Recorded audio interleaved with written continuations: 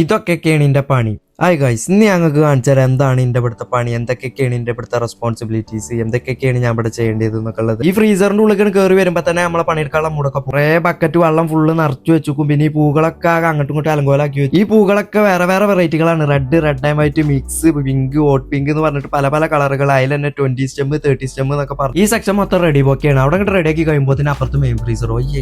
ഈ ഫ്രീസറിൽ മൊത്തം മിക്സ്ഡ് ഫ്ലവേഴ്സ് ആണ് ഉണ്ടാവുക. ഒരു 100 വെറൈറ്റി ഫ്ലവേഴ്സ് ഉണ്ട്. അങ്ങനെ അവിടെ മൊത്തം ഓർഗനൈസ് ചെയ്ത് അവിടുത്തെ എംറ്റി ബക്കറ്റ് എടുത്ത് പുറത്തേക്ക് ഇറങ്ങുമ്പോൾ പുറത്ത് വേറെ പരിപാടിയാണ്. ഇതാണ് നമ്മളെ സൂപ്പർവൈസർ മഹമ്മൂദ്. ഒന്ന് വന്ന ഫ്ലവേഴ്സിന്റെ ക്വാളിറ്റി ചെക്കിന്റെ ഭാഗമായിട്ട് വീഡിയോ, കമ്പനിന്റെ പ്രത്യേക തരം റൂൾസ് ആൻഡ് റെഗുലേഷന്റെ ഭാഗമായിട്ട് അങ്ങനത്തെ കുറച്ച് പരിപാടികളൊക്കെ ഉണ്ട്. അടുത്ത നമ്മളെ പരിപാടി എന്താ വെച്ചാൽ നമുക്ക് ഇന്ന് 2 പെല്ലറ്റ് പൂ വന്നിക്കണം. അത് മുഴുവൻ കട്ട് ചെയ്ത് തീർക്കാം. ഞാൻ ഇവിടെ കട്ടിങ് തുടങ്ങി. ഇപ്പൊ ഉള്ളിൽ മഹമ്മൂദ് വാട്ടർ ചേഞ്ചിങ്ങും കണ്ടീഷനിങ്ങും ചെയ്യും. അതിന്റെ ഇടയിൽ കൂടെ സർപ്രൈസ് ആയിട്ട് ഞങ്ങൾക്ക് ഒരു 9 പെല്ലറ്റ് ബോക്സും കൂടി ഇവിടെ വന്നു. High super. എന്തായാലും ഇത് ഉള്ളിലേക്ക് എത്തിച്ചണം. വേറെ ആരും ഇത് കൊണ്ടുപോകില്ല, ഞങ്ങൾ തന്നെ കൊണ്ടുപോകും വേണം. ഇത് ഉള്ളിലേക്ക് ഇങ്ങനെ കൊണ്ടുപോകാനും വെക്കൂല, വലിയ പെല്ലറ്റ് ആയതുകൊണ്ട്.